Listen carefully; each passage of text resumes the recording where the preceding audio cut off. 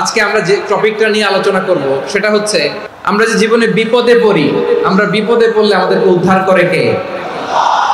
আল্লাহ ছাড়া আমাদের বাঁচানোর কেউ আছে? উদ্ধার করার কেউ আছে? রক্ষা করার কেউ আছে? এজন্য বিপদে পড়লে আমরা চাইবো কার কাছে? আমাদের যাই দরকার হোক আমরা ফরিয়াদ করব কার কাছে? নাকি মাজারে যেয়ে চাবেন? মাজারে যেয়ে চাবেন? অনেকে তো মাজারে যেয়ে কপাল ঘষে, আছে না নাই?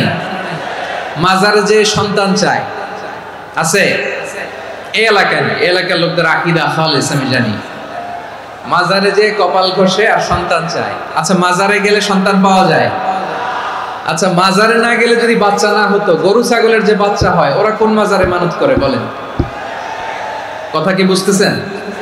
এই যে প্রতি বছর গরু ছাগল ভেড়া এগুলো যে বাচ্চা দেয়, এরা কোন মাজারে যে মানত করে? এজন্য চাইতে হবে একজনের কাছে, তিনি কে? আমার প্রিয় পটুয়াখালীবাসী, মাজার জিয়ারত করা সুন্নাহ। আমরা মাজার জিয়ারত করব, আল্লাহ ওয়ালাদের কবরে যাব, আমরা সেখানে যে সালাম দিব, দোয়া করব, নিজের জন্য করব, কবরে শুয়ে থাকা মাইয়েতের জন্য করব, পুরো মুসলিম উম্মার জন্য করব। কিন্তু কবরে যিনি শুয়ে আছে ওই বাবার কাছে সন্তান চাওয়া যাবে? চাকরি চাওয়া যাবে? সফলতা চাওয়া যাবে? সফলতা দেয় কে? এক কথাই রব্বুল আলামিন বলেন, ওয়া ইয়ামসাসকাল্লাহু বিদুররিন ফালা কাশিফা লাহু ইল্লা হু ওয়া ইয়ুরিদকা বিখাইরিন ফালা রাদ্দা লিফাদলি ইউসিবু বিহি মান ইয়াশাউ মিন ইবাদিহি ওয়া হুয়াল গফুরুর রহিম। আল্লাহু আকবার। আল্লাহ বললেন, ওয়া ইয়ামসাসকাল্লাহু বিদুররিন ফালা কাশিফা লাহু ইল্লা হু। আল্লাহ যদি তোমাকে কোনো বিপদ স্পর্শ করায়, আল্লাহ যদি তোমারে কোনো বিপদে ফেলে দেয়, ওই বিপদ থেকে উদ্ধার করার তিনি ছাড়া আর কেউ নাই। জোরে বলেন ঠিক কিনা? তিনি যদি কোনো বিপদে ফেলেন, তিনি ছাড়া বিপদ থেকে উদ্ধার করার কেউ নাই। আর তিনি যদি তোমার প্রতি কোনো অনুগ্রহ করতে চান, ওই অনুগ্রহ ঠেকিয়ে দেওয়ার ক্ষমতাও কারো নাই। আল্লাহ যদি আপনার সফলতা দিতে চায়, পৃথিবীর কোনো শক্তি ওই সফলতাকে থামাতে পারে? এজন্য আল্লাহ বললেন, খবরদার, চিন্তার আকীদা খালিস করে নাও। ওয়া ইয়ামসাসকাল্লাহু বিদুররিন ফালা কাশিফা লাহু ইল্লা হু। আল্লাহ বিপদে ফেললে বিপদ থেকে উদ্ধার করার কেউ থাকে না। আর আল্লাহ যদি তোমার প্রতি দয়া দেখাতে চান, অনুগ্রহ করতে চান, ওই অনুগ্রহকে প্রতিরোধ করার মতো ক্ষমতা কারো নাই। তিনি তার বান্দাদের মধ্য থেকে যাকে ইচ্ছা তাকে দেন, যত ইচ্ছা তত দেন। তিনি ক্ষমাশীল, তিনি মেহেরবান। সুবহানাল্লাহ। তিনি ক্ষমাশীল, তিনি মেহেরবান। তাহলে এই আয়াত থেকে আমরা বুঝতে পারলাম, আমরা যদি বিপদে পড়ি আমাদেরকে কেউ বাঁচাতে পারে না। আমার বাবা আমারে বাঁচাতে পারে, আমার মা আমাকে বাঁচাতে পারে, আমার বন্ধু আমারে বাঁচাতে পারে, আমার দলের কর্মী আমাকে বাঁচাতে পারে, আমার পীর সাহেব আমারে বাঁচাতে পারে। আমার পটুয়াখালীর ভাইয়েরা খেয়াল রাখবেন, বাঁচাতে পারে এক মহান সত্তা, উদ্ধার করতে পারে এক মহান সত্তা। চিৎকার করে বলুন, তিনি কে? আবার আল্লাহ বললেন, আম্মান ইউজিবুল মুত্তাররা ইযা দাআহু ওয়া ইয়াকশিফুস সুআ ওয়া ইয়াজআলুকুম খুলাফাআল আরদ আইলাহুম মা'আল্লাহ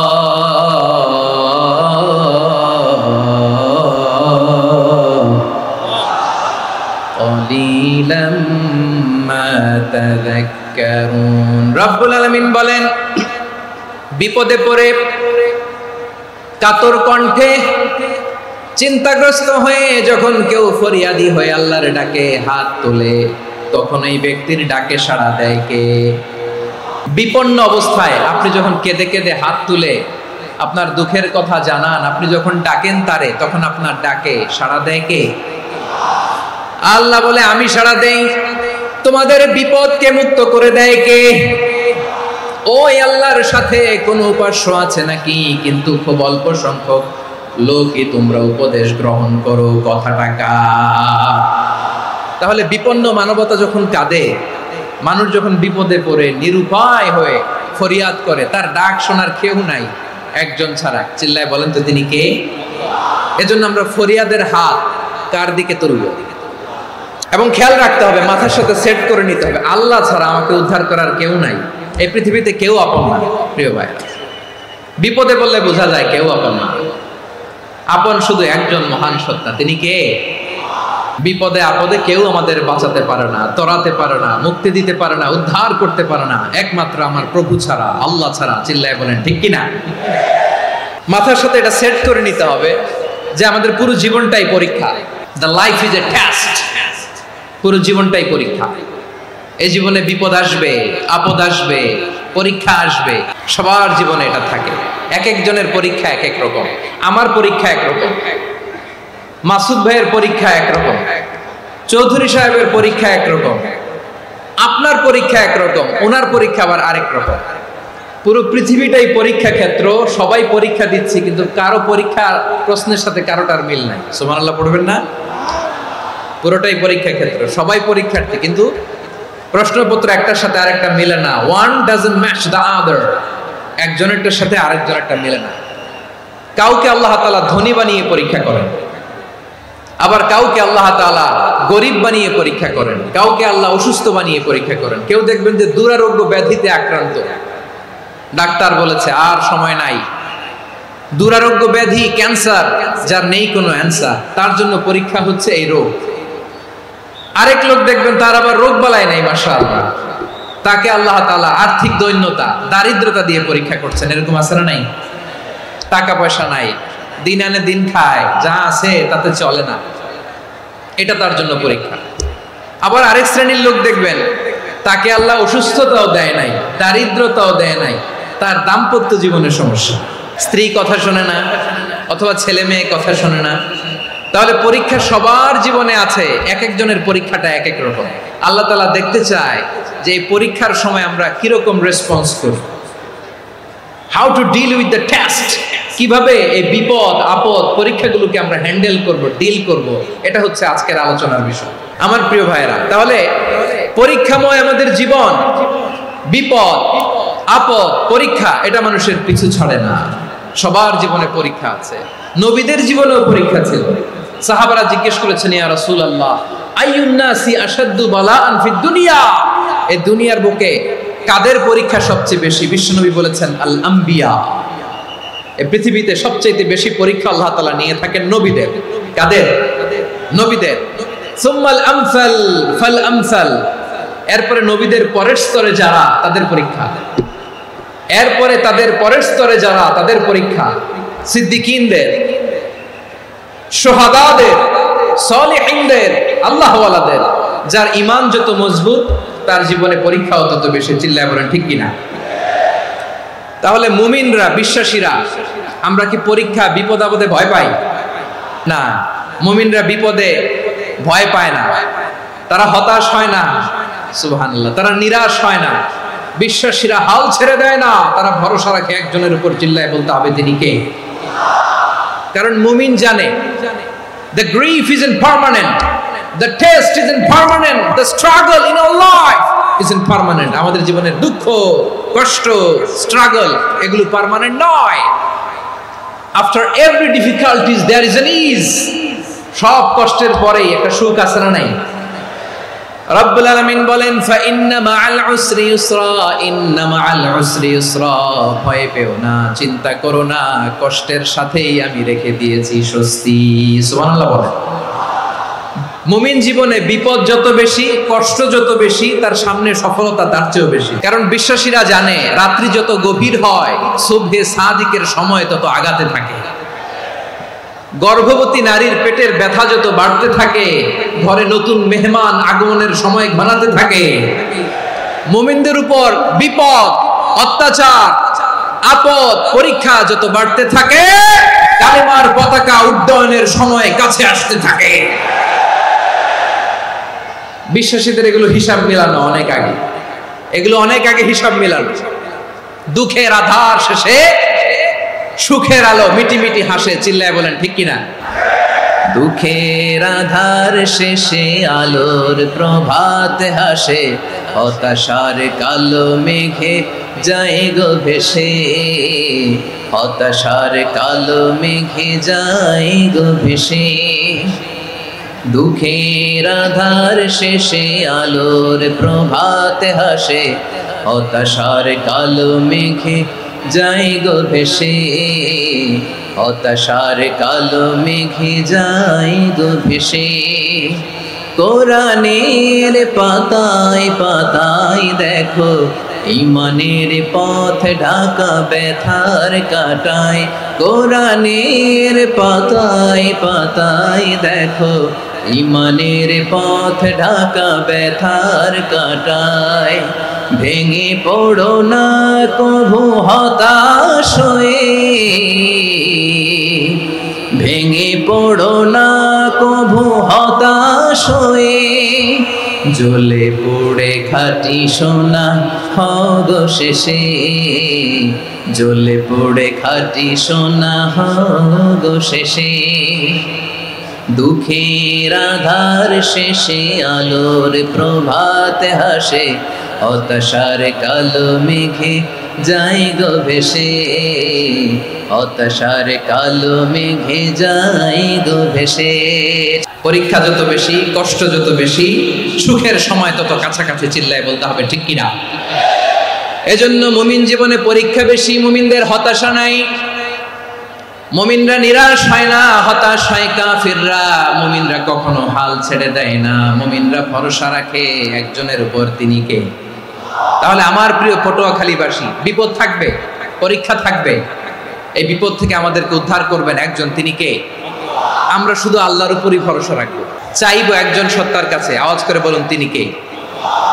একজন সত্তার কাছে চাইবে। বিশ্বনবী ওনার চাচাতো ভাই আব্দুল্লাহ ইবনে আব্বাস রাদিয়াল্লাহু তাআলা আনহুকে বললেন, ইয়া আব্দুল্লাহ ইবনে আব্বাস, হে আব্দুল্লাহ ইবনে আব্বাস, ইদা সাআলতা ফাসআলিল্লাহ, যখন চাইবে আল্লাহর কাছে যাও। ও আব্দুল্লাহ, যখন চাইবা আল্লাহর কাছে চাও। ওয়া ইদা ইসতাআনতা ফাসতাইন বিল্লাহ, যখন সাহায্য চাইবা আল্লাহর কাছে ফরিয়াদ করো। জেনে রেখো ও আব্দুল্লাহ, ওয়া'লাম আন্নাল উম্মাতা লাউ ইজতামাআত আলা আন ইয়ানফাউকা বিশাইইন লাম ইয়ানফাউকা ইল্লা বিশাইইন ক্বাদ কাতাবাহু আল্লাহু লাক। ও আব্দুল্লাহ, জেনে রেখো, মনে রেখো, গোটা বিশ্বের সবাই মিলে যদি তোমার উপকার করতে চায় ততটুকুই তারা করতে পারবে যতটুকু আল্লাহ তোমার নসিবে সেটা লিখে রেখেছে। ঠিক কিনা বলেন? আর যদি গোটা বিশ্বের সবাই মিলে তোমার বিরুদ্ধে কনস্পাইরেসি করে, ষড়যন্ত্র করে, গোটা বিশ্বের সবাই মিলেও যদি তোমার ক্ষতি করতে চায় ততটুকুই শুধু পারবে যেটা আল্লাহ তোমার জন্য বরাদ্দ রেখেছে। যতটুকু আল্লাহ তাআলা তোমার জন্য বরাদ্দ রেখেছে অতটুকুই ক্ষতি করতে পারবে, আর এক চুল বেশিও করতে পারবে না, কমও করতে পারবে না। চিল্লায় বলেন ঠিক কিনা? এজন্য আমরা চাইবো কার কাছে? সব সময় আমরা আল্লাহর কাছে চাইবো, বিপদে আপদে, সুখে দুঃখে, সচ্ছল অবস্থায় অসচ্ছল অবস্থায়, পরাজয়ের সময় বিজয়ের সময়, সব সময় আমরা ভরসা রাখবো কার উপর? সবাই বলুন। একদল লোক আছে যারা বিপদে পড়লে আল্লাহরে ডাকে, বিপদ আসলে আল্লাহরে ডাকে, বিপদ নাই আল্লাহও নাই। বিপদে পড়লে নামাজ পড়ে, বিপদও নাই নামাজও নাই। বিপদে পড়লে জিকির করে, বিপদ যখন চলে যায় ওদের জিকিরও বন্ধ হয়ে যায়। এরকম আছে না নাই? কিছু লোক দেখবেন পরীক্ষা আসলে নামাজ পড়ে, দেখবেন পরীক্ষার সময় নামাজ পড়ে, পরীক্ষাও নাই নামাজও আছে। এরকম কিছু লোক আছে অসুস্থ হলে আল্লাহরে বড্ড ভালোবাসে, আল্লাহরে খুব ডাকে। অসুস্থ হইলে অসুস্থতাও নাই, আল্লাহ স্মরণও নাই। দেখবেন কিছু লোক নির্বাচন আসলে খুব আল্লাহওয়ালা হয়ে যায়,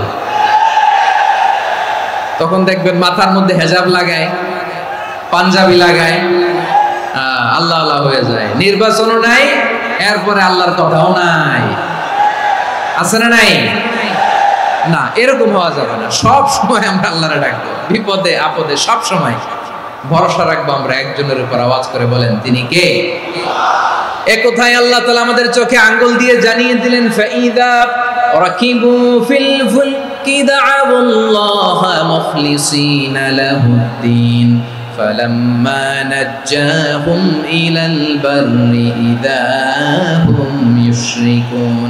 আল্লাহ বলে একদল লোক আছে, তারা যখন নৌযানে চড়ে, জলযানে চড়ে, সাগরের মধ্যে যখন জাহাজে চড়ে, লঞ্চে চড়ে, তারা যখন তুফানের সম্মুখীন হয় তখন তারা আল্লাহরে বড্ড বেশি ডাকে, একান্ত ভাবে ডাকে, বিশুদ্ধ চিত্তে ডাকে।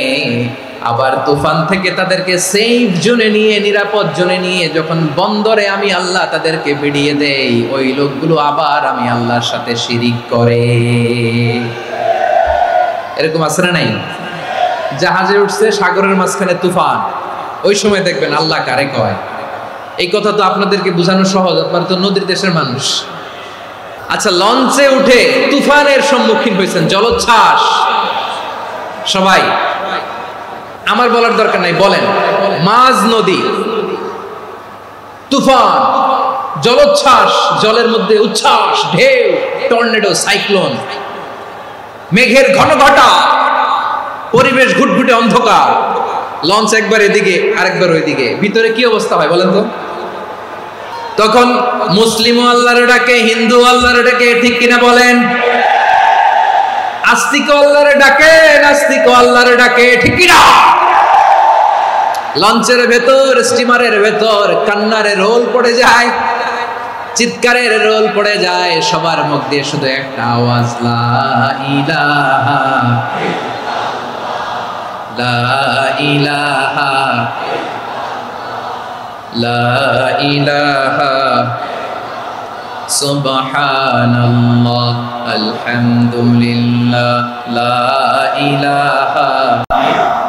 আল্লাহ নামের জিকির করবে যারা, আল্লাহর কাছে প্রিয় তারা, আল্লাহর কাছে প্রিয় যারা, জান্নাতে প্রবেশ করবে তারা, জোরে লা ইলাহা লা ইলাহা ইল্লাল্লাহ লা ইলাহা ইল্লাল্লাহ মুহাম্মাদুর রাসূলুল্লাহ সাল্লাল্লাহু আলাইহি ওয়াসাল্লাম। আমার প্রিয় পটুয়াখালীবাসী, তাহলে লঞ্চের ভেতরে যখন আমরা তুফানের মধ্যে পড়ি, তখন সবাই মিলে আমরা একটা নামের জিকির করি। নামটা কার? মুসলমানেরাও ডাকে, হিন্দুরাও ডাকে, আস্তিকও ডাকে, নাস্তিকও ডাকে, সবাই ডাকে একজনকে, তিনি কে? আবার দেখবেন ওই আল্লাহ তুফানের পরে, ঝড়ের পরে ওই লঞ্চটাকে যখন সদর ঘাটে ফিরিয়ে দেয়, আবার আমরা নাফরমানি শুরু করে দেই। সে কোথায় আল্লাহ বললেন, ফাইদা রাকিবু ফিল ফুলকি দা'আল্লাহ মুখলিসিনা লাহুদ্দিন ফালাম্মা নাজ্জাহুম ইলাল বাররি ইযা হুম ইউশরিকুন।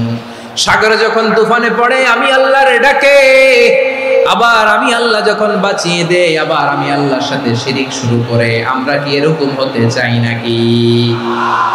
বিমানের মধ্যে মাঝে মাঝে দেখবেন যে এয়ার টার্বুলেন্স হয়, জানেন? এয়ার টার্বুলেন্স জানেন তো?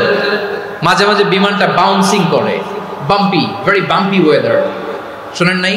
40,000 ফিট উপরে যখন থাকে, তখন পাইলট মাঝে মাঝে বলে, dear passengers, ladies and gentleman, right now we are flying 40,000 feet above the ground and we are passing very air turbulence, very heavy air turbulence right now. Please fasten your seat belts. দেখবেন মাঝে মাঝে বলে যে, ভদ্র মহিলা, ভদ্র মহোদয়গণ, আমরা 40,000 ফিট উপর দিয়ে যাচ্ছি আর এয়ার টার্বুলেন্স ফেস করছি, মেহেরবানি করে আল্লাহর রাস্তে সিট বেল্ট বাঁধুন।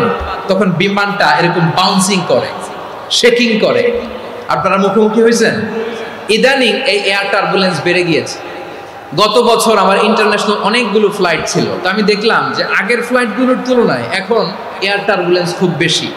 আমি একটু রিসার্চ করে দেখলাম, ক্লাইমেট চেঞ্জের কারণে, জলবায়ু পরিবর্তনের কারণে আকাশের বাতাসের মুভমেন্টে পরিবর্তন হয়েছে, ফলে এখন বিমান শেকিং করে বেশি, বাউন্সি, বাম্পি ওয়েদার। তো বলেন তো, 40,000 ফিট উপরে যখন আপনি, কয় হাজার ফিট? 40,000 ফিট উপরে যখন আপনি, তখন যখন বিমানটা এরকম বাউন্সিং করে, সবাই যখন ভমিটিং করে বিমান নষ্ট করে দেয়, বমি করে, তখন বাঁচানোর কে আছে আল্লাহ ছাড়া? কেউ আছে? ওই মুহূর্তেও সবাই মিলে একজনের ডাকে আওয়াজ করে বলেন তিনি কে? মাঝে মাঝে কিছু সোশ্যাল মিডিয়ায় কিছু ভিডিও পাওয়া যায় যে হেভি যখন এয়ার টার্বুলেন্স হয় 10 সেকেন্ড 15 সেকেন্ডের কিছু ভিডিও পাওয়া যায়, বিমানটা এরকম বাউন্সিং করছে, বাম্পি ওয়েদার, কাঁপছে, মানুষগুলো বমি করছে, অক্সিজেন মাস্কগুলো সব ঝুলে পড়েছে, বিমানটা শুধু কাঁপছে। তখন দেখবেন বিমানের ভেতরেও এরকম লঞ্চের মতো চিৎকার আছে না নাই? বিমানের ভেতরেও তখন চিৎকার। গত বছর হিথ্রো এয়ারপোর্ট থেকে সিঙ্গাপুর এয়ারলাইন্সের একটা ফ্লাইট, হিথ্রো টু চাঙ্গি, একটা ফ্লাইটে এমন বেশি এয়ার টার্বুলেন্সের শিকার হয়েছিল ওই এয়ারক্রাফটটা, 33 জন যাত্রী সেখানে আহত হয়েছে, একজন যাত্রী নিহত হয়েছে। কেবিন ক্রুজ, এয়ার হোস্টেস যারা আছে, একজনের নাক ফেটে, চোখ ফেটে, কপাল ফেটে, ব্লিডিং হয়ে শয়লা। প্রিয় ভাইয়েরা, 40,000 ফিট উপরে বিমানটা যখন কাঁপবে, তখন আমাদেরকে আল্লাহ ছাড়া আর কেউ বাঁচানোর আছে? এত আস্তে বললে হবে? ওই কঠিন মুহূর্তে আমার বাবা আমারে বাঁচাতে পারে, আমার বন্ধু আমারে বাঁচাতে পারে। এই গ্রাউন্ডে, জমিনের বুকে আমার প্রোটোকল, আমার ক্ষমতা, আমার দাম্ভিকতা কোনো কিছু আমারে বাঁচাতে পারে? একজন ছাড়া, চিল্লায় বলতে হবে তিনি কে? সে আল্লাহ বললেন, গোলাম আমি বিপদের সময় ঠিকই তোমাদের বাঁচিয়ে দেই। ওই বিমানের ভেতরে 40,000 ফিট উপরে যখন তোমরা এয়ার টার্বুলেন্সের শিকার হও, তখন নাস্তিকও আল্লাহরে ডাকে, হিন্দু আল্লাহরে ডাকে। জোরে বলেন ঠিক কিনা? আবার বিমানটা যখন শান্ত হয়ে যায়, একটু পরেই বিমানের স্ক্রিনের মধ্যে হিন্দি সিনেমা খোঁজে। বিমানের স্ক্রিনে কিন্তু বিশাল ওখানে আফলাম ফিল্মের একেবারে বোঝাই করা। বিমানটা শান্ত হলে আবার হিন্দি সিনেমা দেখা শুরু করে। একটু আগে ডাকছিল কারে? দেখবেন বাংলাদেশে আমাদের ক্রিকেটাররা যখন অন্য কোনো দেশের সাথে খেলে, অনেক সময় এমন হয় বল বাকি একটা, রান দরকার 6টা। বল বাকি কয়টা? রান দরকার। আপনি দেখবেন ক্যামেরাম্যান তখন গ্যালারিতে খালি দেখায় দর্শকদের যে কি অস্থিরতা। হিপ হপ স্টাইলের মেয়েটা, যে মেয়েটার ওড়না এতক্ষণ ছিল গলায়, এতক্ষণ কই ছিল, ওই মেয়েটা দেখবেন ওড়নাটা টেনে মাথায় দিয়ে এরকম মুনাজাত ধরতেছে, আল্লাহ আল্লাহ, একটা সক্কা, আল্লাহ আল্লাহ, আমার লাল সবুজের পতাকারে তুমি অপমানিত কইরো না আল্লাহ, ইন্ডিয়ার সাথে আমাদের খেলা, আল্লাহ আল্লাহ, একটা সক্কা, একটা একটা। পুরো খেলা জুড়ে এই মেয়ের ওড়না ছিল গলায়, কিন্তু যখন 1 বলে 6 রান দরকার, ওড়না চলে আসছে কোথায়? মাথায়। আবার মুনাজাত আছে না নাই? ঠিকই বাংলাদেশের দামাল ছেলে এমন এক শট মারলো, বল চলে গেল স্টেডিয়ামের বাইরে, ছক্কা, জিতে গেলাম আমরা। পুরো স্টেডিয়াম জুড়ে চিৎকার, হই হুল্লোড়, মौज মাস্তি। যেই মেয়েটা মাথার মধ্যে ওড়না দিয়ে এতক্ষণ সুবহানাল্লাহ সুবহানাল্লাহ বলে আল্লাহর কাছে দোয়া করেছে, ওই মেয়ে এখন আবার ওড়না ফেলে দিয়ে নাচা শুরু করে দিয়েছে। তাহলে আল্লাহর ভয়, আল্লাহর প্রতি আস্থা, বিশ্বাস, ভালোবাসা, এটা কি ক্ষণিকের জন্য? মানে আমার যখন লাগবে তখন আল্লাহর ইউজ করবো নাকি? হ্যাঁ, বিপদে আপদে, সুখের সময় দুঃখের সময়, সচ্ছল অসচ্ছল অবস্থায় বিশ্বাসীরা ভরসা রাখে একজনের উপর। চিৎকার করে বলে পটুয়াখালী তিনি কে? সে আল্লাহ বললেন, গোলাম মনে করো না জাহাজ থেকে সদরঘাটে ভিড়িয়ে দিলাম তুমি নিরাপদ হয়ে গেছো, মনে করো না 40,000 ফিট থেকে সেফ ল্যান্ডিং এর পরে এয়ারপোর্টে নেমে গেলেই তুমি নিরাপদ হয়ে গেছো। ও মিয়া, বিপদ কি শুধু সাগরে আর আকাশে? ঘরের ভেতরও বিপদ আসতে পারে কি পারে না? এজন্য সূরা মুলক আল্লাহ বললেন, আমিনতুম মান ফিস সামাই আন ইয়াখসিফা বিকুমুল আরদা ফাইদা হিয়া তামুর। আল্লাহ বললেন, তোমরা কি ভেবেছো তোমরা নিরাপদ? আমি চাইলে ল্যান্ডস্লাইডস, ভূমি ধস দিয়ে 1 লক্ষ 1 মুহূর্তে নিয়ে যেতে পারি। এক সুনামি দিয়ে থাপ্পড় মেরে 3 লক্ষ সাগরের ভেতরে ঢুকায় দিতে পারি, 1 সেকেন্ডও লাগে না আমার। أم أمنتم من في السماء أن يرسل عليكم حاصبا فستعلمون كيف نذير। আল্লাহ চাইলে আকাশ থেকে পাথর বৃষ্টি নাজিল করতে পারেন কি পারেন না? এই মুহূর্তে এখানে ভূমিকম্প দিতে পারেন কি পারেন না? আচ্ছা, ভূমিকম্প যখন হয় আমাদের কারো হুঁশ থাকে? আপনি মনে করছেন আমরা সাধারণ মানুষ, আমরা দৌড় দেই, আর প্রেসিডেন্ট প্রধানমন্ত্রী ওনারা বুঝি খাটো শুয়ে থাকে? ভূমিকম্প, আর্থকোয়েক যদি হয়, বাঁচার জন্য আমরা কি করি? হয় খাটের তলায়, ডাইনিং টেবিলের নিচে, উপরে শক্ত কিছু আছে এটার নিচে, অথবা ঘর থুইয়া দেও দৌড়। তো প্রধানমন্ত্রী উনি কি করে? প্রেসিডেন্ট উনি কি করে? হ্যাঁ, উনি খাটের মধ্যে যে শুয়ে থাকে নাকি? উনিও দৌড়, সাধারণ মানুষও দৌড়, প্রধানমন্ত্রীও দৌড়, বাড়িওয়ালাও দৌড়, ভাড়াটিয়াও দৌড়, সবাই দৌড়। নাকি ভাড়াটিয়ারা বাড়ি থুইয়া দৌড়, বাড়িওয়ালারা আর বেরোয় না? এরকম না। তাহলে যে কোনো মুহূর্তে ভূমিকম্প দিয়ে নাস্তানাবুদ করতে পারে কে? আমার প্রিয় ভাইয়েরা, আমরা নিরাপদ নই, আমরা তার দয়ায় বেঁচে আছি। কার দয়ায়? এজন্য আল্লাহ বললেন, গোলাম, যে কোনো মুহূর্তে বিপদ দিয়ে তোমাদেরকে নাস্তানাবুদ করতে পারি। বিশ্বাসী বলে যদি নিজেকে দাবি করো, সব সময় ডাকতে হবে একজন সত্তাকে। বলেন তিনি কে? আপদ থেকে, পরীক্ষা থেকে, ক্যালামিটি থেকে আমাদেরকে কেউ বাঁচাতে পারে না একজন সত্তা ছাড়া। আবারও বলেন তো তিনি কে? এবার আমরা দেখি বিষ্ণু ইসলামের জীবনে বিপদ আপদ ছিল কিনা। উনি বিপদ আসলে কিভাবে ডিল করতেন, বিপদ আসলে কোন দোয়া পড়তে হয়, কিভাবে ফরিয়াদের হাত উত্তোলন করতে হয়, কিভাবে রবের দরবারে নতজানু হয়ে ফরিয়াদ করতে হয়, এটা জানার দরকার আছে না নাই? আসুন আমরা বিষ্ণুনবীর জীবনী থেকে দেখি বিপদ আসলে উনি কি করতেন। বিপদ আসলেই প্রথমে বিষ্ণুনবী ইসলাম একটা দোয়া পড়তেন। তিনি পড়তেন, ইন্না লিল্লাহি ওয়া ইন্না ইলাইহি রাজিউন। নিশ্চয় আমরা আল্লাহর জন্য, নিশ্চয় আমরা কার দিকে ফিরবো ভাই? আবার কার দিকে ফিরবো? আওয়াজ করে বলুন তো, আমরা এসেছি কার কাছ থেকে, আবারও ফিরে যাব কার কাছে? এজন্য বিষ্ণুই পড়ছেন, ইন্না লিল্লাহি ওয়া ইন্না ইলাইহি রাজিউন। নিশ্চয় আল্লাহর জন্য, ওই আল্লাহর দিকেই আমরা ফিরে যাব। তারপরে বিষ্ণুই পড়তেন, আল্লাহুম্মা আজুরনি ফি মুসিবাতি ওয়াখলুফ লি খায়রাম মিনহা। একসাথে প্রথমে পড়তেন ইন্না লিল্লাহি ওয়া ইন্না ইলাইহি রাজিউন, তারপর পড়তেন আল্লাহুম্মা আজুরনি ফি মুসিবাতি ওয়াখলুফ লি খায়রাম মিনহা। মানে আল্লাহ, এই যে আমি বিপদে ধৈর্য ধারণ করলাম, এটার সব তুমি আমারে দাও, আর যেটা হারালাম এর চেয়ে ভালো কিছু দিয়ে মেকআপ করে দিও, ভালো কিছু দিয়ে বদল করে দিও। সুবহানাল্লাহ পড়েন। তাহলে বিপদ আসলে আমরা কি পড়ব?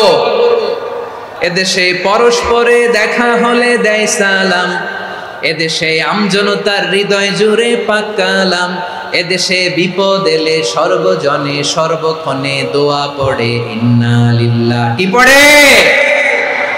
সুবহানাল্লাহ সুবহানাল্লাহ সুবহানাল্লাহ সুবহানাল্লাহ। এদেশে আজান শুনে সূর্য ওঠে শহর গ্রামে, এদেশে আজান শুনে সূর্য ডুবে সন্ধ্যা নামে, এদেশে সকল কাজে সবাই বলে বিসমিল্লাহ, এদেশে ভালো কিছু দেখে শুনে হাসি মুখে সবাই বলে মাশাআল্লাহ। তাহলে বিপদ এলে আমরা কি পড়ি? তাহলে বিপদ এলেই আমরা এখন থেকে ইন্না লিল্লাহ করব, নাকি হাই হুতাশ করবেন? একদল আছে হাই হুতাশ করে, হায় আল্লাহ রে, মোর কি হইল রে, মই কি হরমু রে, মই কমবে জামু রে, এরকম বিলাপ করতে নিষেধ করেছেন বিশ্বনবী। কি করব, কই যাব, কি হবে, হায় হায়, এরকম হাহুতাশ আছে না নাই? বিশ্বাসীরা হাহুতাশ করে না, তারা ইন্না লিল্লাহ পড়ে। কি পড়ে মনে থাকবে? আমরা পড়ব ইন্না লিল্লাহি ওয়া ইন্না ইলাইহি রাজিউন। নিশ্চয় আমরা আল্লাহর জন্য, আমরা আল্লাহর দিকেই ফিরে যাব। এরপর পড়ব আল্লাহুম্মা আজুরনি ফি মুসিবাতি ওয়াখলুফ লি খায়রাম মিনহা। আল্লাহ, আমি যে বিপদে ধৈর্য ধারণ করলাম এটার সওয়াব দিও, আর যা হারালাম তার চেয়ে ভালো কিছু দিয়ে বদল করে দিও। সুবহানাল্লাহ পড়েন। বিশ্ব নবীর হাদিস শুনলেন উম্মে সালামা রাদিয়াল্লাহু তাআলা আনহা। ওনার স্বামী হলো আবু সালামা। মজার ঘটনা খেয়াল করে শুনেন। সাইয়্যিদাতুনা উম্মে সালামা রাদিয়াল্লাহু তাআলা আনহা, ওনার স্বামীর নাম আবু সালামা। শ্রেষ্ঠ দম্পতি, শ্রেষ্ঠ ফ্যামিলি। প্রথমে হিজরত করেছিলেন হাবাসায়, পরে হিজরত করেছেন মদিনায়। উহুদ যুদ্ধের পরে ওনার স্বামী আবু সালামা ইন্তেকাল করলো, শহীদ হলো। সুবহানাল্লাহ পড়েন। যখন আবু সালামা ইন্তেকাল করলো, উম্মে সালামা রাদিয়াল্লাহু তাআলা আনহা কেঁদে কেঁদে হয়রান। আর নবীর শিখানো বাণী অনুযায়ী তিনি বারবার পড়ছিলেন ইন্না লিল্লাহ। কি পড়ছিলেন? ইন্না লিল্লাহ। যেহেতু বিশ্বনবী বলেছেন কেউ যদি বিপদের প্রথম ধাক্কায় পড়ে ইন্না লিল্লাহি ওয়া ইন্না ইলাইহি রাজিউন আল্লাহুম্মা আজুরনি ফি মুসিবাতি ওয়া আখলুফ লি খায়রাম মিনহা, তাহলে এই বিপদে যে সে যা হারালো তার চেয়ে শ্রেষ্ঠ কিছু দিয়ে আল্লাহ তার বদল দিয়ে দিবে। এই হাদিস শুনে উম্মে সালামা রাদিয়াল্লাহু তাআলা আনহা ওনার প্রাণ প্রিয় স্বামী আবু সালামার ইন্তেকালের পরে চোখের পানি ছাড়ে আর পড়ে ইন্না লিল্লাহি ওয়া ইন্না ইলাইহি রাজিউন আল্লাহুম্মা আজুরনি ফি মুসিবাতি ওয়া আখলুফ লি খায়রাম মিনহা। বারবার এই দোয়া পড়ে চোখের পানি ছাড়ে, এই দোয়া পড়ে চোখের পানি ছাড়ে, আর মনে মনে বলে আবু সালামার মতো ভালো মানুষ মদিনাতে নাই, আবু সালামার চেয়েও ভালো মানুষ মদিনাতে নাই, তার চেয়ে ভালো মানুষ কি করে আল্লাহ তাআলা আমারে দিবে, তার চেয়ে ভালো মানুষ তো আমি মদিনাতে দেখি না। চোখের পানি দিয়ে বুক ভাসায় আর নবীর হাদিসের উপর আমল করে পড়ে ইন্না লিল্লাহি ওয়া ইন্না ইলাইহি রাজিউন, ইন্না লিল্লাহি ওয়া ইন্না ইলাইহি রাজিউন। পড়তে পড়তে চোখের পানি ছাড়ে আর চিন্তা করে বিশ্বনবী বললেন এই দোয়া পড়লে যেটা হারালাম তার চেয়ে ভালো কিছু দিয়ে আল্লাহ পুরস্কার দেয়। আবু সালামের চেয়ে ভালো মানুষ মদিনার মধ্যে আর কে হতে পারে? কি আজীব তামাশা, কি অবাক করা ঘটনা। কিছুদিন পরে দেখা গেল সাইয়্যিদুল মুরসালিন রাহমাতাল লিল আলামিন স্বয়ং বিশ্ব নবী উম্মে সালামাকে বিয়ের প্রস্তাব পাঠিয়েছে। স্বয়ং বিশ্ব নবী উম্মে সালামা রাদিয়াল্লাহু তাআলা আনহাকে বিয়ের প্রস্তাব পাঠিয়েছেন। উনি রাজি হয়ে গেলেন, বিয়ে হয়ে গেল, উনি হয়ে গেলেন উম্মুল মুমিনিন, আমাদের মা, পুরো মুসলিম উম্মার মা। চিৎকার করে বলেন আল্লাহু আকবার। তাহলে আমার প্রাণপ্রিয় ভাইরা, বিপদে পড়লে আমরা পড়বো ইন্না লিল্লাহি ওয়া ইন্না ইলাইহি রাজিউন আল্লাহুম্মা আজুরনি ফি মুসিবাতি ওয়া আখলুফ লি খায়রাম মিনহা। যারা যারা বিপদ আসলে এই দোয়াটা পড়বেন এখন থেকে আওয়াজ করে ইনশাআল্লাহ বলেন। যা হারাইছেন তার চেয়ে শ্রেষ্ঠ জিনিস দিয়ে বদলা দিবে কে? তাহলে বিপদে পড়লেই প্রথমে আমরা এটা পড়ব, শুনে শুনে মুখস্থ করবেন। আমার মায়েরা, আমার বোনেরা, আপনাদের জন্য 3টি মাঠের অ্যারেঞ্জমেন্ট করা হয়েছে, আমি জানি। আপনারাও এই দোয়াগুলো পড়বেন, আপনার স্বামীকে শেখাবেন, সন্তানকে শেখাবেন, আপনার পুরো পরিবারটাকে জান্নাতের টুকরো বানিয়ে দিবে কে? তাহলে বিপদ আসলে প্রথমে কি পড়তে হবে এটা জেনে গেলাম। এরপরে বিপদ আসলে নিজেকে কি করে আল্লাহর কাছে সঁপে দিতে হয় এটাও জানার দরকার আছে না নাই? বিপদে প্রথমে ইন্না লিল্লাহ করলাম, ধৈর্য ধারণ করলাম, বিপদ থেকে উদ্ধারের সর্বোচ্চ চেষ্টা করলাম। আমার কাজ যখন শেষ তখন আমি আমার এই বিষয়টা আল্লাহর কাছে সঁপে দিব। কার কাছে? বিপদে বললে কেমন করে নিজেকে আল্লাহর কাছে সঁপে দিতে হয় আসুন সাইয়েদনা ইব্রাহিম আলাইহিস সালামের জীবনী থেকে জানি। আল্লাহর খলিল ইব্রাহিম আলাইহিস সালাম আমাদের মতো সমাজ ব্যবস্থা পায় নাই। আমরা জন্মের পরে আমাদের কানের ভেতরে আজান দিয়েছে কে? একামত দিয়েছে কে? আমাদের বাপদাদারা আমাদের কানে আজান দিয়েছে কি? দেয় নাই। আমাদের জন্মের পরেই তো আজান, একামত, বাড়ির পাশে মসজিদ, প্রতিদিন আজান, জুমার খুতবা, প্রতি মাসে মাসে তাফসিরুল কোরআন মাহফিল, মসজিদ, মিনারা, অভাব নাই। ঠিক কিনা বলেন? আপনি যেই সুন্দর ইসলামিক এনভায়রনমেন্ট পেয়েছেন, আমাদের ইব্রাহিম খলিল উনিও কি এরকম পেয়েছিলেন? হ্যাঁ, উনি জন্মের পর পরে ওনার কানে আজান দিয়েছে কেউ? আমার প্রিয় ভাইরা, আগা গোড়া একটা শিরকি পরিবেশ উনি জন্মগ্রহণ করেছেন। উনি ছাড়া ওই তল্লাটে একজনও আল্লাহর উপর বিশ্বাসী নাই। কল্পনা করতে পারেন? গোটা তল্লাটে, গোটা দেশে বিশ্বাসী মুমিন, আল্লাহর উপর বিশ্বাস স্থাপনকারী কয়জন? সবাই বলেন কয়জন? বাকি সব মুশরিক। বাকি সব মুশরিক নিজের সাথে নিজে শক্ত বোঝাপড়া করে, অ্যানালজি করে, সেলফ কনভারসেশন করে উনি মহা সত্যের সন্ধান পেয়েছে। উনি আকাশের তারা দেখে ভাবে মনে হয় এটাই আমার খোদা, পরে দেখে তারা নাই, মনে মনে বলে না তাইলে এটা না। আবার চাঁদ দেখে বলে চাঁদটা বড় মায়া লাগে, মনে হয় এটাই আমার রব, পরে দেখে চাঁদও নাই, কয় না এটা না। এরপরে দ্বীপ প্রহরের জলজলে সূর্যটা খা খা করে গোটা পৃথিবীটারে রৌদ্র দিয়ে তাতিয়ে রাখে। তিনি ভাবলেন মনে হয় এটাই আমার রব, কারণ এটাই তো সবচেয়ে বড়। কিন্তু বিকেল বেলা ওই সূর্যটাও যখন চলে যায়, সাইয়েদনা ইব্রাহিম বলে না এটাও তো নাই, আমার খোদা যদি আমারে ছেড়ে চলে যায়, বিপদে পড়লে আমারে উদ্ধার করবে কে? এভাবে নিজের সাথে অ্যানালজি, সেলফ কনভারসেশন করতে করতে করতে তিনি মহা সত্যের সন্ধান পেয়েছেন। সুবহানাল্লাহ। সব শেষে তিনি ডিসিশন নিয়ে ঘোষণা দিলেন, ইন্নী ওয়াজ্জাহাতু ওয়াজহিয়া লিল্লাযী ফাতারাস সামাওয়াতি ওয়াল আরদা হানিফান ওয়া মা আনা মিনাল মুশরিকিন। নিশ্চয় আমি এমন সত্তার দিকে মনোনিবেশ করলাম, মুখাপেক্ষী হলাম, যিনি আকাশ বানিয়েছেন, জমিন বানিয়েছেন, আমি মুশরিক নই। সুবহানাল্লাহ। পারতেন? আপনি পারতেন? কেউ নাই, লক্ষ লক্ষ মুশরিক, আপনি একা। ওনার মতো এরকম বিচক্ষণতা দিয়ে আল্লাহরে খুঁজে পাইতে পারতেন আপনি? কি নবী ছিল, আল্লাহকে খুঁজে পেয়েছে। যখন আল্লাহর ইবাদত শুরু করলো, এই কথা ছড়ায় পড়লো চারদিকে। নমরুদ সাইয়েদনা ইব্রাহিমকে ডেকে পাঠালেন। নমরুদ বলে, ইব্রাহিম, তুমি নাকি মূর্তির পূজা না করে কোন নতুন রবের ইবাদত করো, কে তোমার রব? সাইয়েদনা ইব্রাহিম বললেন, রব্বি আল্লাযী ইউহয়ী ওয়া ইউমীত, আমি এমন রবের ইবাদত করি যিনি জীবন দেন, যিনি মৃত্যু দেন। নমরুদ বলে, তাই নাকি? তোমার রব জীবন দেয়, মৃত্যু দেয়, আর এটা তো আমি দেই, আমিও তো জীবন দেই, আমিও তো মৃত্যু দেই। সাইয়েদনা ইব্রাহিম বললেন, কেমন করে তুমি জীবন দাও, মৃত্যু দাও, একটু দেখাও তো। নমরুদ জেলখানা থেকে দুজন কয়েদিকে ডেকে আনলো, কয়েদি এনে অর্ডার করলো, একটাকে এখনই শিরোচ্ছেদ, হেড অফ, ডেথ পেনাল্টি, মৃত্যুদণ্ড দেয়া হলো, ফিনকি দিয়ে রক্ত বের হলো। নমরুদ বলে, দেখো, দুজনকে ধরে আনলাম, একজন কয়েদিকে দিলাম ডেথ পেনাল্টি, মৃত্যুদণ্ড, ওরে মৃত্যু দিলাম। আরেকজন যে দাঁড়িয়ে আছে, চাইলে ওরেও আমি মৃত্যুদণ্ড দিতে পারি, কিন্তু না, ওরে আমি দিব না, ওরে আমি বাঁচাইয়া দিলাম, ছেড়ে দিলাম, মানে জীবন দিলাম। দেখো ইব্রাহিম, তোমার চোখের সামনে একজনরে মৃত্যু দিলাম, আর একজনরে জীবন দিলাম। আপাত দৃষ্টিতে তাই তো, একজনরে তো জীবন দিল, আরেকজনরে মৃত্যু দিল। সাইয়েদনা ইব্রাহিম এবার বিপাকে পড়ে গেলেন। কিন্তু এক একজন নবীকে আল্লাহ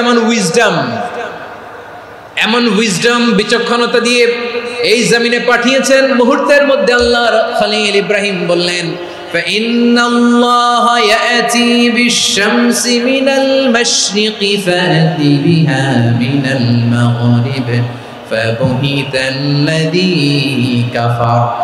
আল্লাহর খলিল ইব্রাহিম বললেন, নমরুদ, বুঝলাম তুমি জীবন দাও, মৃত্যু দাও, দেখলাম, কিন্তু আমার রব, আমার আল্লাহ প্রতিদিন সকালবেলা উষা লগ্নে ওই পূর্ব দিগন্ত থেকে সূর্যটাকে উদিত করেন, সাঁঝের বেলা, বিকেল বেলা, কুথুরি লগ্নে, সন্ধ্যা বেলা ওই দ্বিপ্রহরের জল জলে সূর্যটাকে পশ্চিম দিগন্তে ডুবিয়ে দেন। মানে সকালবেলা পূর্ব দিক থেকে উদিত করা সূর্যটাকে পশ্চিম দিকে বিকেলে তিনি ডুবিয়ে দেন। তুমি যদি পারো ওই সূর্যটাকে পশ্চিম দিক থেকে উদিত করে পূর্ব দিকে ডুবিয়ে দাও। সুবহানাল্লাহ পড়বেন না? দেখেন, ইনস্ট্যান্ট ইন্টেলেক্ট, মুহূর্তে বিচক্ষণতা, উইজডম কাকে বলে? নমরুদ পারবে? নমরুদের বাপ পারবে, ওর দাদা, ওর 14 গোষ্ঠী, গোটা বিশ্বের সব ক্ষমতাধর রাষ্ট্রনায়করা একসাথে হলে পারবে?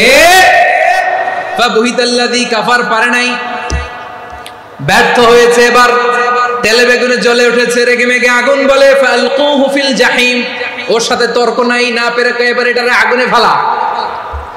বিশাল বিশাল গাছ কেটে লাকড়ি এনে আগুনের কুণ্ডলি বানানো হলো, দাও দাও দাও দাও করে আগুন জ্বলে। আল্লাহর খলিল ইব্রাহিমকে আগুনে নিক্ষেপ করা হবে। আল্লাহর খলিল সাইয়েদনা ইব্রাহিমের হাতের মধ্যে রশি দিয়ে টাইট করে বাঁধা হলো, পায়ের মধ্যেও টাইট করে রশি দিয়ে বাঁধা হলো। আল্লাহর খলিল ইব্রাহিমকে আগুনের কুণ্ডলির মধ্যে ফেলা হবে। ওমিয়া, আপনি যে বিপদের কারণে ভয় পান, হতাশ হন, এটা কোনো বিপদ? ওনার বিপদের সামনে এটা কোনো বিপদই না, এটা কোনো বিপদই না। হাত পা বেঁধে টাইট করে নিক্ষেপ করা হবে, সিম্পলি ফেলা যাবে না, কারণ দাও দাও করে দ্য ব্লেজিং ফায়ার, এমন আগুনের কুণ্ডলি, কাছে যাওয়া যায় না, আগুনের উত্তাপে নিক্ষেপ করা হবে। হাতে রশি বেঁধে, পায়ে রশি বেঁধে আল্লাহর খলিল ইব্রাহিম আলাইহিস সালামকে আগুনের মধ্যে নিক্ষেপ করা হবে। আহা, এটার বলে অগ্নি পরীক্ষা। উনি অগ্নি পরীক্ষার সম্মুখীন হয়েছিলেন। এজন্য কঠিন পরীক্ষাকে আমরা অগ্নি পরীক্ষার সাথে তুলনা করি, ঠিক কিনা?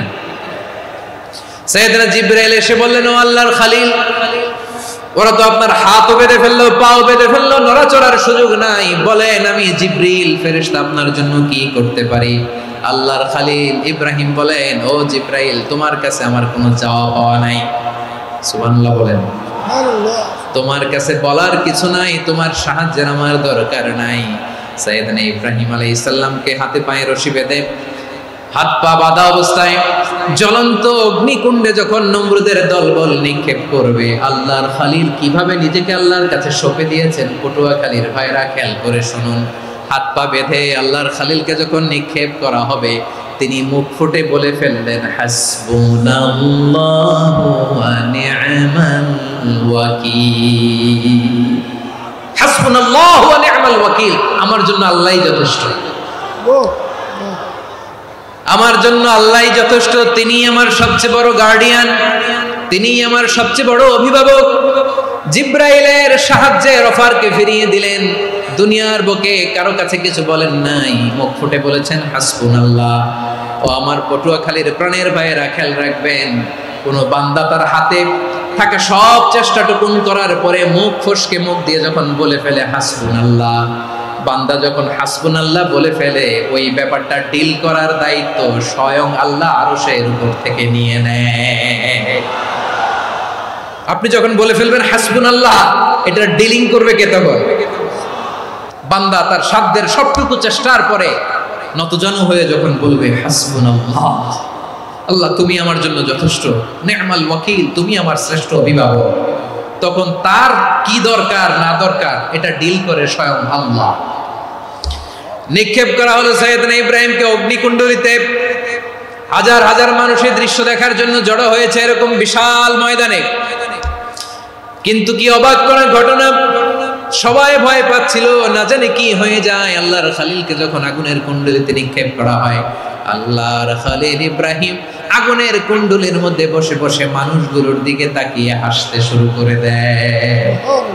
কারণ আকাশ থেকে রব্বুল আলামিন স্পেশাল ভার্ডিক্ট নাজিল করেছেন, স্পেশাল হুকুম জারি করেছেন, কুল্লা ইয়া নারু কুনি বারদান ওয়া সালামান আলা ইব্রাহিম। ও আগুন খবরদার, সৃষ্টির শুরু থেকে তোকে একটা ধর্ম আমি বাতলে দিয়েছিলাম, তোর ধর্ম, আগুনের ধর্ম হলো যা পাবে জ্বালিয়ে সারখার করবে। আল্লাহ বলল, আগুন তোর ধর্ম দিয়েছিলাম, তুই সব জ্বালিয়ে পুড়িয়ে সারখার করে দিবি, কিন্তু ক্ষণিকের জন্য আমি তোর জ্বালিয়ে দেওয়ার ক্ষমতাটাকে কেড়ে নিলাম, জ্বালিয়ে ভস্ম করে দেওয়ার ক্ষমতা আমি কেড়ে নিলাম। কুনি বারদান, ঠান্ডা হয়ে যা, কিন্তু এত বেশি ঠান্ডা হবি না আবার আমার ইব্রাহিমের জন্য সর্দি লেগে না যায়। সুবহানাল্লাহ, এত আস্তে বললে হবে? কুনি বারদান, বারদ মানে বরফ, ঠান্ডা, ঠান্ডা হ, কিন্তু এত ঠান্ডা হবি না যাতে আমার ইব্রাহিমের কষ্ট হয়। আগুন বলে, আল্লাহ একবার বললাম ঠান্ডা হ, আবার বলো এত ঠান্ডা হবি না যাতে খলিলের সর্দি না লাগে। কেমন ঠান্ডা হব, কেমন এনভায়রনমেন্ট তৈরি করে দেব বলো? আল্লাহ বললেন, সালামান আলা ইব্রাহিম, আমার খলিল আমার ইব্রাহিমের জন্য তুই জান্নাতের গুল বাগিচা হয়ে যা। ও ভাই, নবী মুসার মতো ঈমান হলে রাস্তা হবে সাগর জলে, নবী ইউসুফের মতন ঈমান হলে একে একে দরজা খোলে। নবী ইব্রাহিমের মতন ঈমান যদি আজও থাকে বিদ্যমান, অগ্নিকুণ্ডে দেখতে পাবে খুবসুরত এক ফুল ভাগা। কুলনা ইয়া নারু কুনি বারদান ওয়া সালামান আলা ইব্রাহিম। বান্দা যখন মুখ দিয়ে বলে হাসবুনাল্লাহ, আমার আল্লাহ আমার জন্য যথেষ্ট, এই বলে যখন নিজেকে সঁপে দেয়, তার কি লাগবে ওই দায়িত্ব স্বয়ং নিয়ে নেয় কে? তাহলে আমার প্রিয় ভাইরা, বিপদের শুরুতেই আমরা বলবো ইন্না লিল্লাহ। শুরুতে কি বলবো? এরপরে যেই বাক্যটা পড়ে নিজের পরিস্থিতিকে আল্লাহর দরবারে সঁপে দিব, সেটা হচ্ছে হাসবুনাল্লাহ। সেটা কি? বিষ্ণু বলেন, লা ইয়াজালু লিসানুকা রাতাবান মিন যিকরিল্লাহ, সব সময় আল্লাহর স্মরণ দিয়ে, জিকির দিয়ে জিহ্বাটারে সিক্ত রাখো। আর শয়তানু জাসিমুন আলা কলবি ইবনে আদম, শয়তান বনি আদমের কলবে খামচি মেরে বসে থাকে। ফাইদা যাকারাল্লাহ খালাসা, মানুষ যখন আল্লাহর স্মরণ করে জিকির করে, শয়তান দৌড়ে পালায়। ওয়া ইদা গাফালা ওয়াসওয়াসা, যখনই বনি আদম গাফেল হয় তখনই শয়তান তার হৃদয়ে ওয়াসওয়াসা দেয়। এজন্য বিপদে পড়লে ইন্না লিল্লাহ, নিজের সবটুকুন করার পরে, নিজের রোল প্লে করার পরে নিজেকে আমরা কি বলে সঁপে দিব? সবাই বলেন, মনে থাকবে? বিপদে পড়লে প্রথমে ইন্না লিল্লাহ, এরপরে নিজেকে যখন সঁপে দিব তখন হাসবুনাল্লাহ। এরপরে কঠিন বিপদে যখন বিশ্বনবী পড়তেন তখন কি করতেন? এমন বিপদ মাঝে মাঝে হয় না, দেয়ালে পিঠ থেকে যায়, চোখে মুখে অন্ধকার, কি করব দিশা খুঁজে পাই না, এরকম হয় কখনো? বিশ্বনবী এরকম কঠিন বিপদে পড়েছেন জীবনের কিছু কিছু মুহূর্তে। ওই মুহূর্তে বিশ্বনবী স্পেশাল 2টা দোয়া পড়তেন। এই দোয়াগুলো আপনাদেরকে জানিয়ে দেয়। বিশ্বনবী বলেন, কঠিনতম বিপদে যখন পড়বা, দেয়ালে পিঠ থেকে যায়, চোখে মুখে অন্ধকার, বাঁচার কোনো উপায় নেই, তখন পড়বা লা ইলাহা ইল্লা আনতা সুবহানাকা ইন্নী কুনতু মিনাজ জালিমিন। আল্লাহ, তুমি ছাড়া কোনো ইলাহ নাই, তুমি পবিত্র, নিশ্চয় আমি জালিমদের অন্তর্ভুক্ত। সুবহানাল্লাহ বলেন। এই দোয়া সাইয়েদনা ইউনূস আলাইহিস সালাম পড়েছিলেন যখন মাছের পেটে ছিলেন। এবং অনেক মুফাসসিরিন একরাম বলেছেন, অনেক আহলুল ইলমরা বলেছেন, এটা হচ্ছে ইসমে আজম। ইসমে আজম এমন দোয়া যেটা দিয়ে দোয়া করলে আল্লাহ দোয়া কবুল করে। কিন্তু এটা কোনটা, এটা নিয়ে ইখতিলাফ আছে। কোন আহলুল ইলম বলেন এই লা ইলাহা ইল্লা আনতা সুবহানাকা ইন্নী কুনতু মিনাজ জালিমিন, এটা হচ্ছে ইসমে আজম। সাইয়েদনা ইউনূস আলাইহিস সালাম পড়েছেন, আপনারা পড়েননি? এটা পড়বেন আপনারা। এই দোয়া পড়ে সাইয়েদনা ইউনূস আলাইহিস সালাম মাছের পেট থেকে রক্ষা পেয়েছিলেন। রক্ষা করেছিল কে? তুমি ইউনূস নবীরে যখন খাইলো মাছেতে গিলিয়া, ফেরেশতা পাঠাইয়া দিলে ইসমে আজম দিয়া। প্রাণে ছিল যাহার ভয়, সেথা পাইল আশ্রয়। প্রাণে ছিল যাহার ভয়, সেথা পাইল আশ্রয়।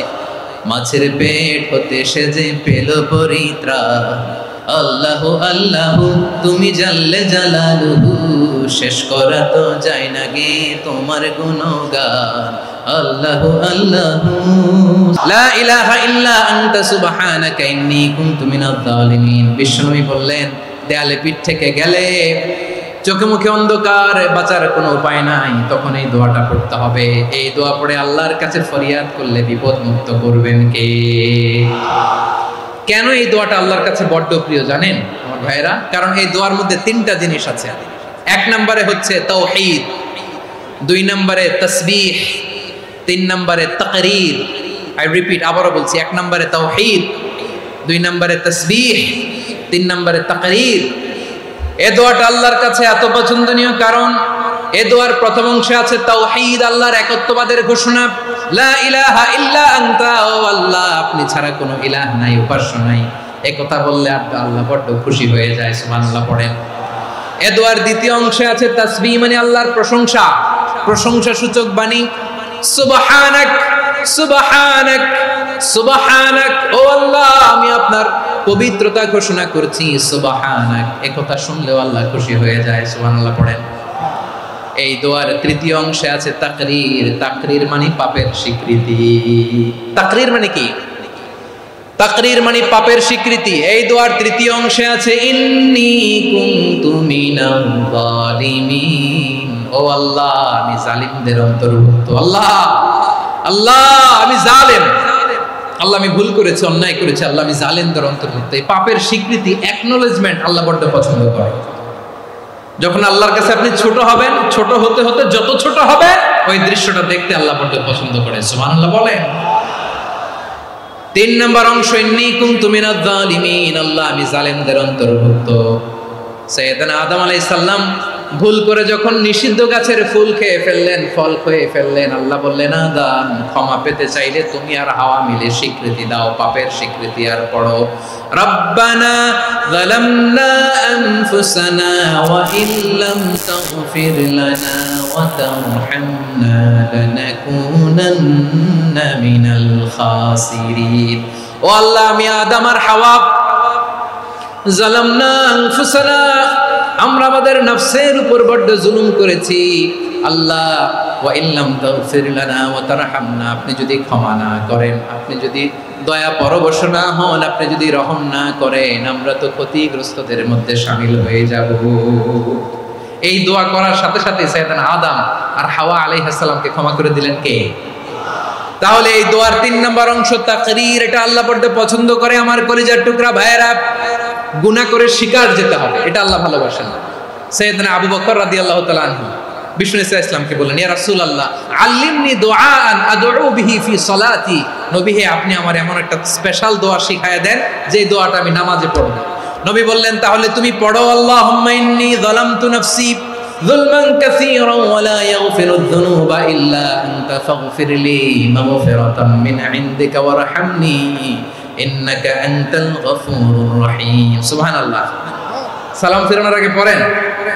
ও আবু বকর, নামাজে যদি দোয়া করতে মনে চায় এই দোয়াটা পড়বা, আল্লাহুম্মা ইন্নী যালামতু নাফসি, আল্লাহ জুলুম করেছি আমার নফসের উপর, যুলমান কাসীরা, অনেক জুলুম, ওয়া লা ইয়াগফিরুয যুনুবা ইল্লা আনতা, আপনি ছাড়া এই জুনুব, এই পাপ ক্ষমা করার দ্বিতীয় কোনো রব নাই। আছে? এজন্য আল্লাহরে বলবেন, আল্লাহ আমি ছাড়া তোমার গোলামের অভাব নাই, ও আমার রব আমি ছাড়া এই জমিনের বুকে তোমার গোলামের অভাব নাই, কিন্তু তুমি ছাড়া তো আমার দ্বিতীয় কোনো রব নাই। পারবেন বলতে? পারবেন? চোখের পানি ছেড়ে আল্লাহরে বলবেন, আল্লাহ তুমি আমার রব, তুমি আমার সব। কি বলবেন? আল্লাহরে বলেন, আল্লাহ তুমি আমার রব, তুমি আমার সব। আল্লাহ আমি ছাড়া এই জমিনে তোমার গোলামের অভাব নাই, তুমি ছাড়া আমার দ্বিতীয় কোনো রব নাই। এ কথা বলে চোখের পানি ছেড়ে আল্লাহরে স্বীকৃতি দেন, আল্লাহ আমি পাপী, আল্লাহ এই জমিনে আমার চেয়ে বড় পাপী আর কেউ নাই। ওযু করে সিজদায় লুটিয়ে পড়ে চোখের পানি ছেড়ে আল্লাহরে পাপের স্বীকৃতি দেন, আল্লাহ এমন কোন জুলুম নাই, গুনাহ নাই আমি করি নাই, সগীরা কবিরা, জেনে না জেনে, ইচ্ছায় অনিচ্ছায়, শিরকি বেদাতি সব গুনাহ করেছি। আল্লাহ আকাশের নিচে জমিনের উপরে আমার চেয়ে বড় গুনাহগার আর কেউ নাই। চোখের পানি ছেড়ে আল্লাহরে বলেন, আল্লাহ আমি ছাড়া তোমার গোলামের অভাব নাই, তুমি ছাড়া আমার দ্বিতীয় কোনো রব নাই, তুমি ছাড়া তো কেউ আমার গুনাহ ক্ষমা করার নাই, তুমি আমার রব, তুমি আমার সব। বলতে পারবেন? এই তাকরীর আমার পটুয়াখালীর ভাইয়া, এই স্বীকৃতিটা দেখতে আল্লাহ বড় ভালোবাসেন, কারণ আমরা সবাই গুনাহগার, আমরা সবাই কি? বিশ্বনবী বলেন, কুল্লুকুম খাত্তাউন, আ বনি আদম তোমরা সবাই পাপী। সবাই কি? সবাই পাপী। আমরা সবাই পাপী, আপন পাপের বাটখারা দিয়ে অন্যের পাপ মাপি। আমরা যে পাপী এটা ভাবতে মনে চায় না কারো, খালি অন্যের পাপ দেখি আমরা, এটা ভুল। ওর এই পাপ, ও পাপী, ও জালেম, ও জাহান্নামী, এরকম একটা টেন্ডেন্সি। আমার যে কি হালাত এটার খেয়াল নাই। খেয়াল করতে হবে যে আমি সবচেয়ে বড় পাপী, ঠিক কিনা বলেন? পাপ করি না এমন কেউ আছি? হ্যাঁ আছি, আছি। কেউ না জানলেও জানে কি আমার পাপের ঘটনা? পৃথিবী না জানুক আমি তো জানি, আমি কি পাপ করেছি হায়। ও আমার কলিজার টুকরা ভাইয়েরা, মাথাটাকে নিচু করে জীবনের সব গুনার ফিরিস্তিগুলো একটা একটা করে স্বীকার করে আল্লাহর বলেন, আল্লাহ আমি পাপী, আল্লাহ আমার চেয়ে বড় পাপী এই দুনিয়াতে কেউ নাই, আকাশের নিচে জমিনের উপরে আমার চেয়ে বড় পাপী কেউ নাই। একটা একটা করে আল্লাহ স্বীকার করি আমি পাপী, সব পাপের স্বীকৃতি দিলাম। পৃথিবী না জানুক আমি তো জানি, আমি কি পাপ করেছি হায়। আমার পাপের করলে বিচার, বাঁচার আমার নাই উপায়। দয়াময় তুমি মাফ করো আমায়, মাফ করো আমায়। আল্লাহ তাআলা যদি দয়া করে আমাদেরকে মাফ না করে, আমাদের বাঁচার কোনো উপায় নাই। আপনি কি ভেবেছেন আপনার নামাজ দিয়ে আপনি জান্নাতে যাবেন? আপনি তাহাজ্জুদ গুজার, সেজদা দিতে দিতে কপালে দাগ ফেলেছেন, এটা আপনারা জান্নাতে নেবে না। আপনি এলাকার সবচেয়ে বড় হাতেম তাই দানশীল, এই দানের ভরসায় বসে আছেন, কশিন কালো আমাদের নামাজ, আমাদের রোজা, আমাদের ইবাদত, এগুলোকে মিজানের পাল্লায় উঠালে কোনো ওজনই হবে না। তবে আমাদের একটা কৌশল জানা আছে, আমরা আল্লাহর রহমতের ভিখারি। আমরা সেদিন আগেই গুনার স্বীকৃতি দিয়ে দেব। আমরা বলবো, আল্লাহ তুমি প্রশ্ন করার আগে তোমার একটা কথা বলি, আমারে কিছু জিজ্ঞেস করো না, আমি সব করেছি। এমন কোন পাপ নাই যে পাপ আমারে দিয়ে হয় নাই। তোমার রহমত দিয়ে তুমি জান্নাতে পাঠাবা, তোমার দয়ায় জান্নাতে যেতে চাই, আমল দিয়ে না। পারবেন বলতে? কিয়ামতের দিন আমরা বলবো, আল্লাহ আমার আমল দিয়ে জান্নাত চাই না, আমি তোমার দয়া দিয়ে জান্নাত চাই। তোমার দয়া ছাড়া আমার কোনো উপায় নাই। কারণ আল্লাহ যদি বিচার করে বাঁচার কারো উপায় নাই। আল্লাহ যদি বলে ফেলেন তুই এটা করলি কেন, ওখানে গেলি কেন, কোরআনে 1000 বার নিষেধ করলাম তারপরেও এই পাপে জড়ালি কেন, এরকম প্রশ্ন ছুড়ে দিলে আমার উত্তর আছে? বাঁচার কোনো উপায় আছে? রোজ হাসরে হে আল্লাহ আমার করোনা বিচার, আল্লাহ করোনা বিচার, বিচার চাহি না তব দয়া চাই, এ গুনাহগার করোনা বিচার। আপনার আমল দিয়ে জান্নাতে যাবেন? কি দিয়ে যাবেন? আল্লাহর দয়া দিয়ে। আল্লাহর রহম আর দয়া ছাড়া কেউ জান্নাতের চেহারাও দেখতে পাবে না। আমার প্রিয় ভাইরা, এই দোয়া আল্লাহর কাছে পছন্দনীয় হওয়ার কারণ 3টা। দোয়ার প্রথম অংশে আছে তাওহীদ, আল্লাহর একত্ববাদের ঘোষণা। এই দোয়ার দ্বিতীয় অংশ আছে তাসবিহ, আল্লাহর প্রশংসা সূচক বাণী। এই দোয়ার 3 নাম্বার অংশ পাপের স্বীকৃতি। তাহলে আমরা সবাই গুনাহগার। আমরা আল্লাহর কাছে পাপের স্বীকৃতি দিয়ে বলবো, ও আল্লাহ ইন্নী কুনতু মিনাজ জালিমিন, আমরা জুলুম করেছি, পাপ করেছি, অন্যায় করেছি, আল্লাহ বুঝতে পারি নাই, শয়তানের ওয়াসওয়াসায় পড়ে, বন্ধুর পাল্লায় পড়ে, নফসের খায়েশ মেটাতে যে আল্লাহ করে ফেলেছি। তুমি গুনাহ না মাফ না করলে আমাদের গুনাহ মাফ করার দ্বিতীয় কেউ নাই। ঠিক কিনা বলেন? এভাবে অনুতপ্ত হয়ে যদি আল্লাহর কাছে দোয়া করেন, দেয়ালে পিঠ থেকে গেছে, কোনো রাস্তা নাই বের হওয়া, ওই মুহূর্তেও আপনাকে বিপদ থেকে উদ্ধার করবে কে?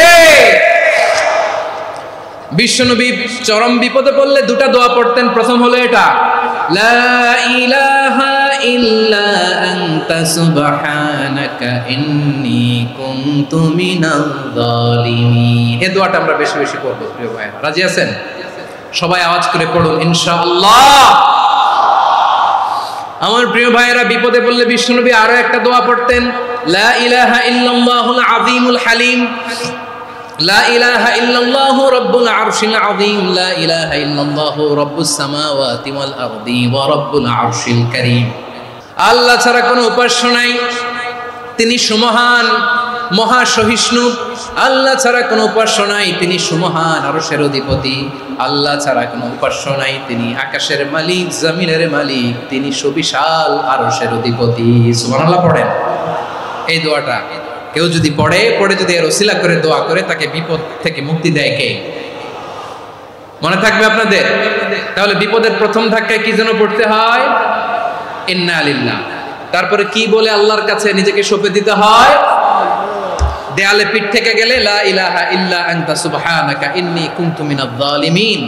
2 নম্বর হচ্ছে লা ইলাহা ইল্লাল্লাহুল আযীমুল হালিম, লা ইলাহা ইল্লাল্লাহু রাব্বুল আরশিল আযীম, লা ইলাহা ইল্লাল্লাহু রাব্বুস সামাওয়াতি ওয়াল আরদি ওয়া রাব্বুল আরশিল কারীম। মনে থাকবে? অনেক সময় এমন হয়, হঠাৎ বিপদের সম্মুখীন হই, আমরা রেডি হয়ে বের হইছি অফিসে, হঠাৎ অ্যাক্সিডেন্টে পড়ে যাই, হঠাৎ পেটের ব্যথায় অজ্ঞান, এরকম হয় না?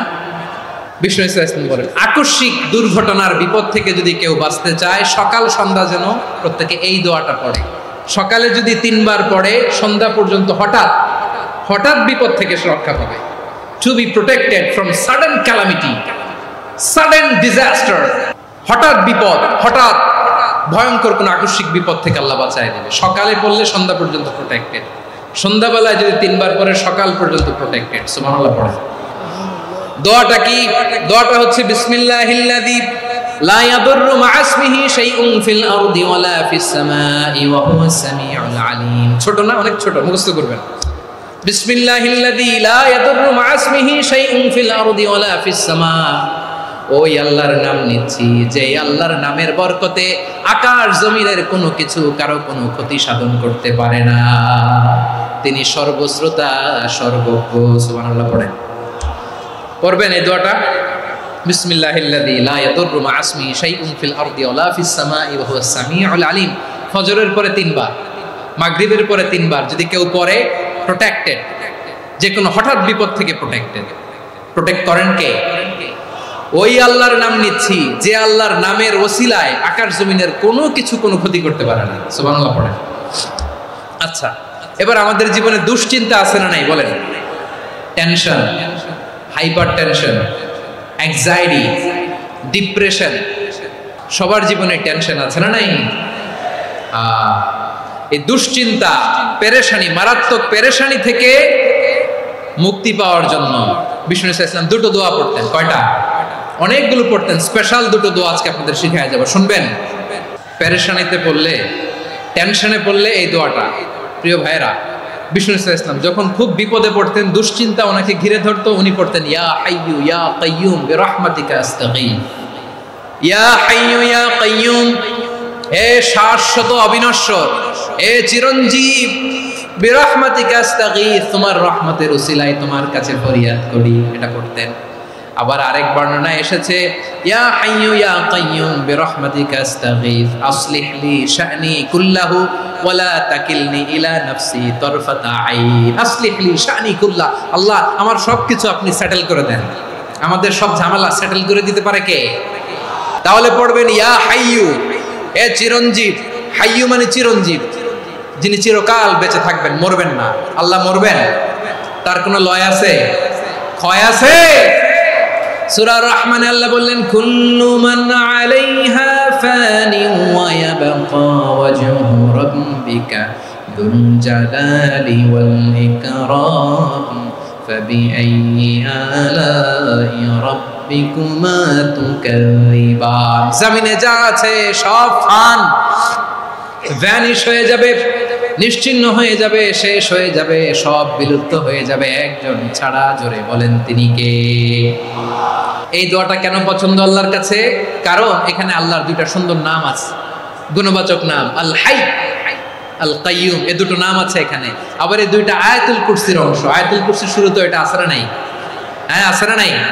3 নম্বর কারণ এটা ইসমে আজম। কোন দোয়াটা ইসমে আজম? যে দোয়া ওসিলায় দোয়া করলে আল্লাহ দোয়া ফেরায় না। অনেকগুলো মত আছে, সবচেয়ে ভ্যালিড মত হচ্ছে এটা, ইয়া হাইয়ু ইয়া কাইয়ুম, এর ওসিলা দিয়ে দোয়া করলে দোয়া কবুল করে কে? 2 নম্বরে বিশ্বনবী মারাত্মক বিপদে পড়লে আরেকটা দোয়া পড়তেন, আল্লাহুম্মা ইন্নী আবদুক। আগে দোয়াটা পড়ি, শুনেন। আল্লাহুম্মা ইন্নী আবদুক ওয়া ইবনু আবদিক ওয়া ইবনু আমাতিক নাসিয়াতি বিয়াদিক মাদিন ফিয়া হুকমুক আদলুন ফিয়া কাদাউক আসআলুকা বিকুল্লি ইসমিন হুয়া লাক সাম্মাইতা বিহি নাফসাক আও আনসালতাহু ফি কিতাবিক আও আল্লামতাহু আহাদাম মিন খালকিক আও ইস্তা'সারতা বিহি ফি ইলমিল গায়বি ইনদাক আন তাজআলাল কুরআনা রাবিআ কলবি ওয়া নূরা সাদরি ওয়া জালাআ হুজনি ওয়া যাহাবা হাম্মি। সুবহানাল্লাহ পড়েন। বিষ্ণুই বলতেন আল্লাহুম্মা ইন্নী আবদুক, ও আল্লাহ আমি আপনার গোলাম, ওয়া ইবনু আবদিক, গোলামের ঘরের গোলাম, ওয়া ইবনু আমাতিক, বাদীর ঘরের গোলাম। মানে আল্লাহ আমি আপনার গোলাম, আমার বাবা আব্দুল্লাহ ছিল আপনার গোলাম, আমার মা আমিনা ছিল আপনার বাদী। মানে আমরা গোলাম বংশের, সব গোলাম। নিজের এর চেয়ে আর ছোট করে আল্লাহর কাছে উপস্থাপন করা যায় আমার ভাইয়েরা? কথা কি বুঝতেছেন? নিজেকে এর চাইতে ছোট, নগণ্য আর তুচ্ছ করে আল্লাহর সাথে প্রেজেন্ট করা যায়? বিশ্বনবী বললেন ও আল্লাহ আমি আপনার গোলাম, গোলামের ঘরের গোলাম, দাসীর ঘরের গোলাম, নাসিয়াতি বিয়াদিক, আমার মাথার চুলের ছুটি আপনার হাতের মুঠোয়। আপনি ডানে টান দিলে আমি ডানে যেতে বাধ্য, আপনি বাঁয়ে টান দিলে বাঁয়ে যেতে বাধ্য। বিশ্বনবী বললেন আল্লাহ আমার মাথার চুলের ঝুঁটি আপনার হাতের মুঠোয়। আচ্ছা, এইভাবে কাকে ধরা হয়? যে খুব ছোট, ঠিক কিনা?